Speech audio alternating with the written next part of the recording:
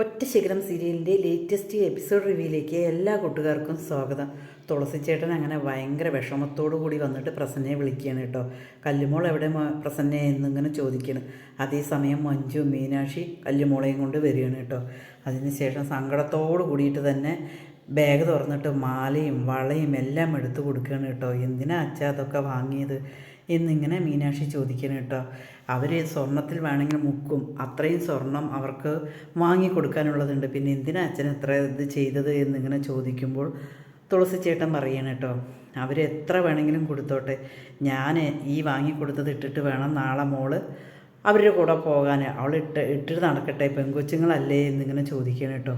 പിന്നീട് ഇതേപോലെ ഓരോന്നും ഇങ്ങനെ എടുക്കണം കേട്ടോ, വളയും ഒക്കെ. ഇത് അളവ് ശരിയാവണമെന്ന് അറിയില്ല, ഇട്ട് കൊടുക്കുക എന്നിങ്ങനെ പറയണം. മഞ്ജു പറയണം അത് ഞാൻ ചെയ്തോളാം, സോപ്പിട്ടിട്ട് ഇട്ട് കൊടുക്കുക എന്നിങ്ങനെ പറയണം. ഭയങ്കര വിഷമമാണ് എല്ലാവർക്കും കൂടിയിട്ട് കേട്ടോ. മോളെ കൊടുക്കുന്നത് വിട്ടു പിരിയാൻ പറ്റാത്ത സങ്കടമാണ്. അതിനുശേഷം മീനാക്ഷി കുഞ്ഞിനെ കൊണ്ടുപോയിട്ട് കുളിപ്പിക്കുകയായിരിക്കും കേട്ടോ. കുളിപ്പിക്കുന്ന സമയത്ത് ഇങ്ങനെ മീനാക്ഷി കല്ലുമോളോട് ഇങ്ങനെ പറയുന്നുണ്ട് കേട്ടോ, ഓരോ കാര്യങ്ങളും പറഞ്ഞുകൊണ്ടാണ് കുളിപ്പിക്കുന്നത്. അവിടെ ഇനി ഇവൾക്ക് കുളിക്കാൻ ബാത്ത് ടബും അതുപോലെ ഷവറും എല്ലാം ഉണ്ടാവുമായിരിക്കും.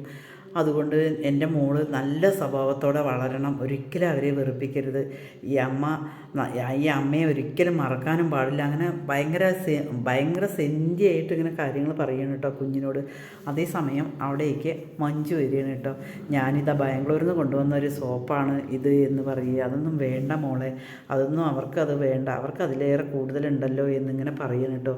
അതിനുശേഷം മീനാക്ഷി കുഞ്ഞിനെ കൊണ്ടുവന്നിട്ട് ഒരു നല്ല ഉടുപ്പൊക്കെ ഇടിയിപ്പിക്കണം കേട്ടോ. ഭയങ്കര സങ്കടത്തിൽ ഇങ്ങനെ ഓരോ കാര്യങ്ങളും പറയണം. മോളെ പിരിയണ വിഷമം കൊണ്ട് ഭയങ്കരമായിട്ട് സങ്കടപ്പെട്ടിട്ട് മീനാക്ഷി ഇങ്ങനെ എന്നാൽ കരയണേ ഇല്ല കേട്ടോ. കരഞ്ഞതാണെങ്കിൽ വേണ്ടില്ലായിരുന്നു എന്നിങ്ങനെ ചിന്തിക്കുന്നുണ്ട് മറ്റുള്ളവരൊക്കെ കേട്ടോ.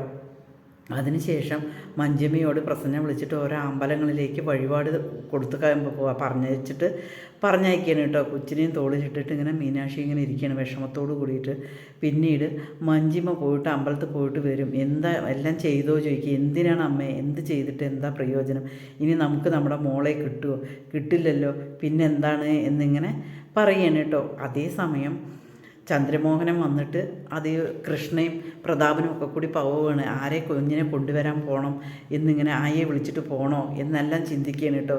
അതേപോലെ സീമ വിളിക്കാൻ വരുമ്പോൾ സീമ ഇന്ന് എന്നെ വെറുതെ വിട്, ഇന്ന് ഞാൻ ഭയങ്കര സന്തോഷത്തിലാണ്, ഉടുപ്പും കുഞ്ഞിന് വേണ്ട സമ്മാനങ്ങളും എല്ലാം ഞാൻ വാങ്ങി വെച്ചിട്ടുണ്ട് എന്നിങ്ങനെ പറയുകയാണ് കേട്ടോ. ചന്ദ്രശേഖരൻ ഇപ്പം നമ്മുടെ വീട്ടിലൊരു അംഗത്തെ പോലെയാണല്ലോ, ആര് പോകണം എന്നുള്ള തീരുമാനത്തിലാണ്. ആര് പോയിട്ടും കാര്യമില്ല, എൻ്റെ കയ്യിൽ മാത്രമേ മീനാക്ഷി ആ കുഞ്ഞിനെ തരുള്ളൂ എന്നിങ്ങനെ പറയണം. ഇത്ര ദൂരം സഞ്ചരിച്ച് പോവണ്ടേ എന്നിങ്ങനെ ചിന്തിക്കുകയാണ്. അത് സാരമില്ല, ഞാൻ പോയിക്കോളാം, എൻ്റെ മോളെ കൊണ്ടുവരാനല്ലേ, ആ സന്തോഷം പറഞ്ഞറിയിക്കാൻ പറ്റില്ല എന്നിങ്ങനെ പറയുകയാണ് കേട്ടോ. മുകുന്ദൻ ഇങ്ങനെ പറയുകയാണ് കേട്ടോ. പിന്നീട് തൊട്ടവിട്ടത്ത് എല്ലാവരും ഇങ്ങനെ വരികയാണ് കേട്ടോ. സുഗണനും ആശാനും ഭാര്യയും എല്ലാവരും ഇങ്ങനെ വരികയാണ്. കല്ലുമോളെ ഇങ്ങനെ എടുക്കണം. സുഗണന് ഭയങ്കര വിഷമം വരികയാണ് കേട്ടോ. കല്ലുമോളെ പിരിയണതിൽ സുഗണന് ഒരുപാട് വിഷമം വരികയാണ്. അതേപോലെ തുളസിച്ചേട്ടൻ ഇങ്ങനെ കരഞ്ഞ പോലെ ഇരിക്കണ്ടാവും കേട്ടോ.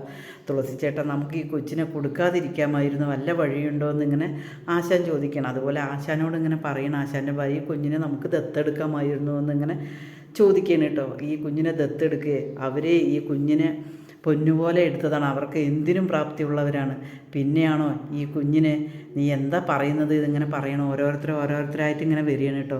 അതേസമയം ആശാൻ ഇങ്ങനെ പറയുകയാണ് കേട്ടോ, നമുക്കിതിന് സമയവും കാലവും ഉണ്ടോ, നമുക്ക് കേക്കൊക്കെ മുറിക്കുക എന്ന് പറയും, എന്ത് സമയവും കാലം, എന്ത് ചെയ്തിട്ട് എന്താ കാര്യം എന്നിങ്ങനെ പറയുകയാണ് കേട്ടോ. അതേസമയം മീനാക്ഷി ജനലിൽ ഇങ്ങനെ നോക്കി നിൽക്കുകയാണ്, നിർവികാരതയോട് കൂടിയിട്ട് നോക്കി നിൽക്കുകയാണ്. മീനാക്ഷിക്ക് ഈ കുഞ്ഞിനെ അവർ വന്നു കഴിഞ്ഞാൽ കൊണ്ടുപോകും, എന്ത് ചെയ്യണം, അതേപോലെ ഒന്ന് പൊട്ടിക്കരയാനും കൂടി പറ്റുന്നില്ല.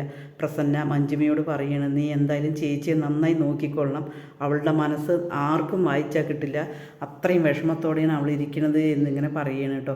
അതേസമയം മഞ്ജിമ പറയണത്, ഞാൻ നോക്കിക്കോളാം അമ്മ, ചേച്ചി എന്ത് പറഞ്ഞ് ആശ്വസിപ്പിക്കണമെന്ന് എനിക്കറിയില്ല, എങ്കിലും ഞാൻ നോക്കിക്കോളാം എന്നിങ്ങനെ പറയണ്. മീനാക്ഷി ജനലിൽ കൂടെ ഇങ്ങനെ നോക്കിക്കൊണ്ടിരിക്കുകയാണ്.